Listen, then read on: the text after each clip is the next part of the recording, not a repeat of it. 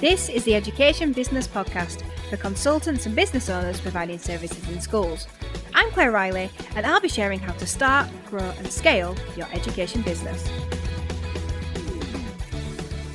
Hi everyone. Today I thought it'd be useful to just talk about appreciating our entrepreneurial journeys, because if you're anything like me, you just forget. You get so wrapped up in growing the business, getting your product out, delivering a service, doing the customer service, doing your accounts, just being really focused on things that are going on in your business. It's really hard sometimes to step back and go, oh, right, yeah, I'm going to appreciate where we've come from and where we actually are now. And the idea to talk to you about this was sparked from Ed doing interviews. So let me just rewind a bit and tell you what my life is like right now, because that might just help you.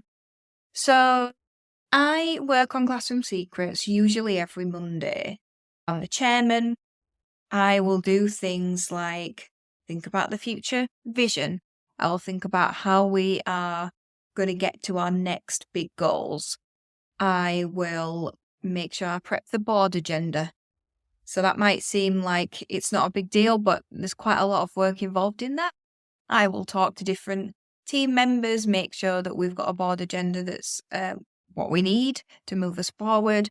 And I'll do a lot of work on that, really. All the decisions that we need to make, all the things that we need to talk about, things that we need to discuss.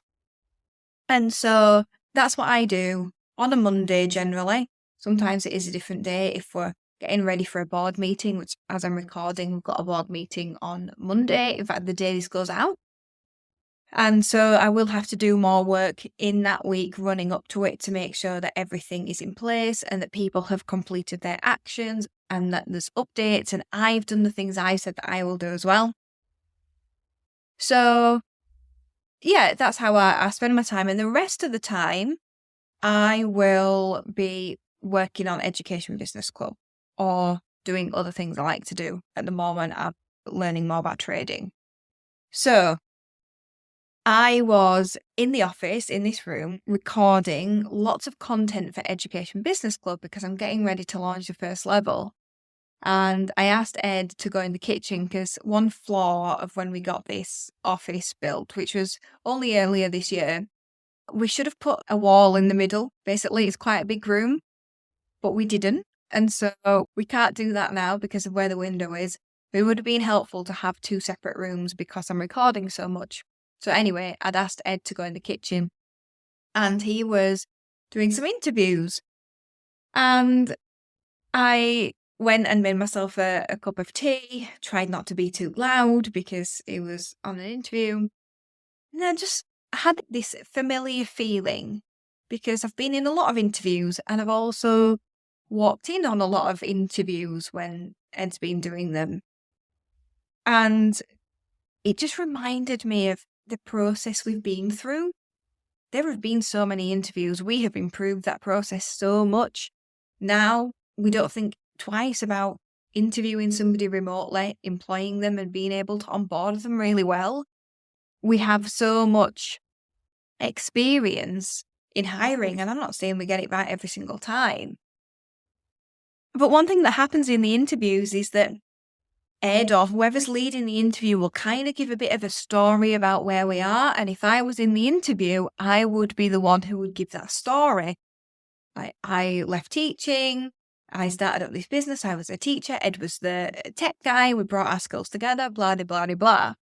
And so Ed's telling that story. And I just had this thought. I was thinking about Ed and the team. And I was thinking about the head of people and culture who was on the call with him.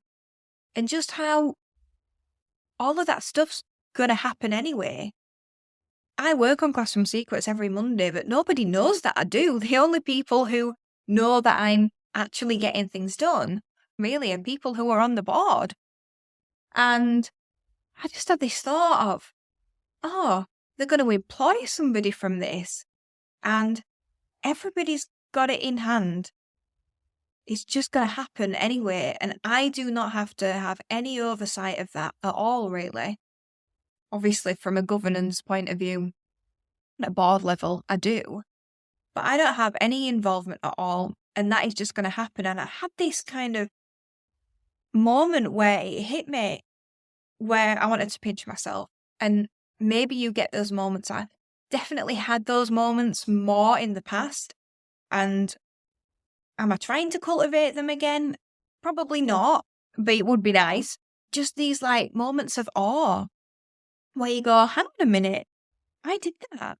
And I just had this realization that all of that stuff, all of that doing, all of the things I've talked about in the beginning about focusing on growing the business, getting the product out, delivering the service, thinking about customer service, it all compounded, even though I didn't realize, and got me to this point where I look back and I go, wow, I built that. I built that. And now there's this thing in the universe that works because I had an idea and I built that. And I didn't build that alone.